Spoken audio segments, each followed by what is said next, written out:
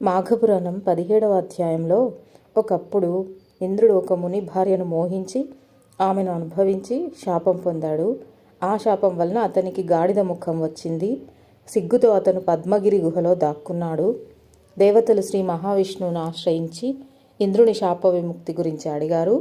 శ్రీ మహావిష్ణువు మాఘమాస స్నాన మహిమను వివరించి, గాడిద ముఖంతో ఉన్న ఇంద్రుడు మాఘమాసంలో నదీ స్నానం చేస్తే శాపం నుండి విముక్తి పొందుతాడని చెప్పాడు. తన మాటలకు బలపరిచే ఉదాహరణగా విశ్వామిత్రుని కథను కూడా చెప్పాడు. ఒకసారి విశ్వామిత్రుడు ఒక గంధర్వ స్త్రీతో కామక్రీడలలో లీనమై తన తపస్సును కోల్పోయాడు. శాపం వలన అతనికి కోతి ముఖం వచ్చింది. కానీ మాఘమాస స్నానం చేసి శ్రీ మహావిష్ణువును ధ్యానించడం ద్వారా అతను శాపం నుండి విముక్తి పొందాడు. శ్రీ మహావిష్ణువు సలహా మేరకు దేవతలు గాడిద ముఖంతో ఉన్న ఇంద్రునిచే మాఘమాస స్నానం చేయించారు. దాని ఫలితంగా ఇంద్రుడు తన శాపం నుండి విముక్తి పొంది తిరిగి తన దివ్యశక్తులను పొందాడు. ఈ కథ మాఘమాస స్నానం యొక్క పుణ్యమహిమను మరియు భక్తి శక్తి యొక్క గొప్పతనాన్ని తెలియజేస్తుంది. ఇంద్రునికి కలిగిన శాపము. వశిష్ఠ మహర్షి దిలీపునితో మరల ఇట్లనెను, రాజా, మాఘమాస మహిమను వివరించు మరి ఒక కథను చెప్పెదను వినుము. పూర్వము గృత్రుమదుడను మహర్షి గంగానదీ తీరమున నివసించుచు మాఘమాస స్నానం పూజాధికము చేస్తూ తన శిష్యులకు మాఘమాస మహిమను శ్రీ మహావిష్ణువు మహాత్మ్యమును వివరించుచుండెను. జహ్నువను మహాముని మాఘమాస స్నాన మహిమను వివరింపకోరగా గృత్రుమద మహర్షి ఇట్లు పలికెను, సూర్యుడు మకర రాశిలో ఉన్నప్పుడు మాఘమాసం ప్రారంభమగును. అటువంటి మాఘమాసమున నదీ స్నానము అత్యంత పుణ్యప్రదమే కాక పాపనాశం కూడా అగుచున్నది. మాఘమాసమున ప్రాతకాలమున నదీ స్నానం చేసిన వారు ఇంద్రుడు మహాపాతక విముక్తుడైనట్టుగా పాప విముక్తులగుదురు. ఆ విషయమును వినుడు. పూర్వము తుంగభద్ర నదీ తీరమున అన్ని వేదములను అధ్యయనం చేసిన మిత్రవిందుడను ముని ఒక్కడు ఆశ్రమం నిర్మించుకొని ఉండెను. మిత్రవిందుని భార్య అతిలోక సుందరి. ఆమె ఒకనాడు తుంగభద్రా నదిలో స్నానం చేసి పొడిబట్టలు కట్టుకుని కేశములను ఆరబెట్టుకొనుచుండెను. రాక్షస సంహారమునకై దేవతలతో కలిసి ఆకాశ మార్గమున పోవుచున్న ఇంద్రుడు ఆమెను చూచి మోహపరవశుడయ్యను.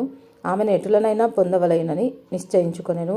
రాక్షసులను జయించి తిరుగు వచ్చుచు ఇంద్రుడు ఆ ఆశ్రమంపై భాగమున నుండి మిత్రవిందముని భార్య అందమును ఆమె చేష్టలను గమనిస్తూ ఉండెను.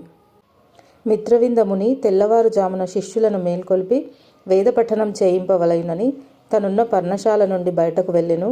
ఇంద్రుడును ఆశ్రమంలోనికి రహస్యంగా ప్రవేశించి మిత్రవిందను పట్టుకొనెను. విడిపించుకొని పోవుచున్న ఆమెకు తాను ఎవరోనని చెప్పి తన కోరికను తీర్చమని ప్రార్థించెను. ఆమె సౌందర్యమును మెచ్చెను. ఆమెయును కామపరవశమై ఇంద్రుని పొందుకు అంగీకరించెను. కోరిక తీరిన ఇంద్రుడు ఆశ్రమం నుండి వెళ్లేందుకు యత్నించుచుండెను. అప్పుడే వచ్చిన ముని వానిని పట్టుకొని నీవు ఎవడవని అడిగెను. నేను ఇంద్రుడనని సమాధానమిచ్చెను. మిత్రవిందుడును జరిగిన దానిని గ్రహించెను. నీవు గాడిద ముఖం కలవాడవు అయి స్వర్గమునకు పోలేక భూలోకముననే ఉండుమని శపించెను. తప్పు చేసిన తన భార్యను రాయివై పడియుండుమని శపించెను. ఆ ముని ఆ చోటును విడిచి గంగానది తీరమును చేరి అక్కడ తపము ఆచరించి యోగశక్తిచే దేహమును విడిచి పరమాత్మలో లీనమయ్యెను. ముని శాపం వలన ఇంద్రుని ముఖం మాత్రమే గాడిద మిగిలిన శరీరం మామూలుగానే ఉండును. అచట ఉండుటకు సిగ్గుపడి పద్మగిరి అను పర్వతమును చేరి అచటి గుహలో నుండి అచట ఉన్న గడ్డిని తిని కాలమును గడుపుచుండెను. అతడట్లు 12 సంవత్సరములు గడిపెను. రాజైన ఇంద్రుడు లేని స్వర్గంపై రాక్షసులు దండెత్తి వచ్చి దేవతలతో యుద్ధం చేయుచుండిరి. దేవతలు రాక్షసులతో యుద్ధం చేయలేకపోయిరి. తమ ప్రభువగు ఇంద్రుని వెతుకసాగిరి. ఇంద్రుని కనుగొనలేక వారు స్వర్గమునకు తిరిగి వచ్చిరి. రాక్షసులు మరలా వారిని తరిమి కొట్టిరి. దేవతలు ఇంద్రుని వెతుకుచు నదీ తీరములయందు సముద్రముల తీరములయందు తిరుగుచుండిరి. అప్పుడు మాఘమాసం అగుటచే మాఘమాసమున నదీ స్నానం చేసి తిరిగి వచ్చు మునులను చూచిరి. మాఘమాస మహిమను ముచ్చటించుకొనుచున్న మునులకు నమస్కరించి మీరు చేయు వ్రతమేమి, దాని వలన వచ్చు ఫలమేమి అని ప్రశ్నించిరి. మునులు వారిట్లనిరి, దేవతలారా వినుము. మేము చేయు వ్రతం మాఘమాస వ్రతం. సూర్యుడు మకర రాశి ఎందుండగా ప్రాతకాలమున తటాకమునందు స్నానం చేయుట, శ్రీ మహావిష్ణు పూజ, పురాణ పఠనము, యథాశక్తి దానము, దీని వలన దుర్లభమైన మోక్షం కూడా సులభమగును. మాఘమాసమున చేసిన మాధవ స్మరణ సర్వ పాపములను నశింపజేయును. మాఘమాస స్నానం, పూజ మున్నగునవి చేయువారు వారి అదృష్టము అనంతము. మాఘశుద్ధ చతుర్దశి యందు గోదానము, వృషోత్పర్జనము, తిలదానము, ఆవుపదానము, పాయసదానము, వస్త్ర కంబలముల దానము విష్ణులోక ప్రాప్తిని కలిగించును. శ్రీ మహావిష్ణువు దయవలన సర్వలోకములు సులభములై ఉండును అనుచు మునులు దేవతలకు మాఘమాస మహిమను వివరించిరి. దేవతలు దివ్యమునుల మాటలను విని మాఘస్నానమును సముద్రమున చేసి శ్రీ మహావిష్ణువును అర్చించిరి. వారికి శ్రీ మహావిష్ణువు సాక్షాత్కరించెను. మొట్టమొదట జగద్గురువు అగు శ్రీ మహావిష్ణువు మృదువైన శరీరము, చతుర్భుజములు కలిగియుండెను. శంఖుచక్ర గదాపద్మములు 4 చేతులయందు పట్టెను. పచ్చని వస్త్రమును ధరించి కిరీటముతో మరింత మనోహరముగా నుండెను. కంకణములు, వారములు, వైజయంతిమాల మున్నగు అలంకారములను ధరించి గంభీర మనోహర రూపంతో నుండెను. ఇట్లు సాక్షాత్కరించిన శ్రీ మహావిష్ణువును దేవతలిట్లు స్తుతించిరి. స్వామి, నీవు జగములకే గురువువు, వేదవేద్యుడవు. నీ అనుగ్రహం లేనిదే ఎవరునూ నిన్నెంతటి వారైనను ఎరగజాలరు. చతుర్ముఖములు గల బ్రహ్మవ్యాస మహర్షిని పాదముల మహిమను స్తుతించి కృతార్థులు అయినారు. అట్టి నీకు మా నమస్కారములు. స్వామి, నీవు ఆనంద సముద్రమును పెంపొందించు చంద్రుడవు. నీకు నచ్చిన ఉత్తములైన వారికి స్వర్గమును మోక్షమును అనుగ్రహింతువు. సమస్తమును నీవే వ్యాప్తమై ఉన్నది. నీవు సచ్చిద్రూపుడవు, సత్యవాక్కువు. స్వామి, అటువంటి నీకు నమస్కారము. నీవు త్రిమూర్తి స్వరూపుడవై సృష్టి స్థితి లయములను నిర్వహించుచున్నావు. సర్వ సృష్టి నశించి జలమయమై ఉన్నప్పుడు మర్రి ఆకుపై పరుండి చిదానంద స్వరూపుడవైయుందువు. పరమాత్మ స్వరూపుడవైన నిన్ను నీవు తప్ప మరెవరూ ఎరుగజాలరు. కర్మ, ప్రకృతి, గుణభేదములను అనుసరించి సృష్టించి వాని యందు ఆసక్తుడవై ఉన్నట్లుండి నిరాసక్తుడవై అద్వితీయ రూపముననున్న నీకు నమస్కారము. సర్వవ్యాప్తుడవైన నిన్నెవరునూ ఎరుగజాలరు. బ్రహ్మ, ఇంద్రుడు మొదలైన దేవతలు, పంచభూతములు అన్నింటినీ సృష్టించిన వాడవు నీవే. ధ్రువుడు, నారదుడు, ప్రహ్లాదుడు, ఉద్ధవుడు మొదలైన ఉత్తమ పురుషులు మాత్రమే నిన్నెరిగి సేవింపగలరు. నీవు జగములకు గురువువు. జగములును నీవే. మాట మనస్సు మున్నగు వానికి అందని నీ రూపమును నిన్ను స్తుతించుట తప్పయే ఏమీయూ చేయజాలని వారము. నాయకుడగు ఇంద్రుని కోల్పోయి రాక్షసులచే అవమానింపబడిన మమ్ము రక్షింపుము అని దేవతలు పలు రీతుల శ్రీ మహావిష్ణువును స్తుతించిరి. దేవతల యందు జాలిపడిన శ్రీమన్నారాయణుడు వారికి ప్రసన్నుడై ఇట్లనెను. దేవతలారా, ఇంద్రుడు మునిశాపంచే దివ్యశక్తులను కోల్పోయి గాడిద ముఖం కలవాడై పద్మగిరి గుహలలో సిగ్గుపడి దాగియున్నాడు. అతడు ముని భార్యను మోహించి ఆమెను అనుభవించి దోషం చేసి ముని శాపం నొందెను. పద్మగిరి దోకర్ణ సమీపమునున్నది. పరమ పవిత్రమైన మాఘమాసమున అరుణోదయ పుణ్యకాలమున గార్ధభముఖుడైన ఇంద్రునిచే నదీ స్నానం చేయింపుడు. అందువలన ఇంద్రుడు గాడిద ముఖమును విడిచి మంచి ముఖం కలవాడై పూర్వం వలె దివ్య శక్తులను పొంది మమ్ము రక్షింపగలడు.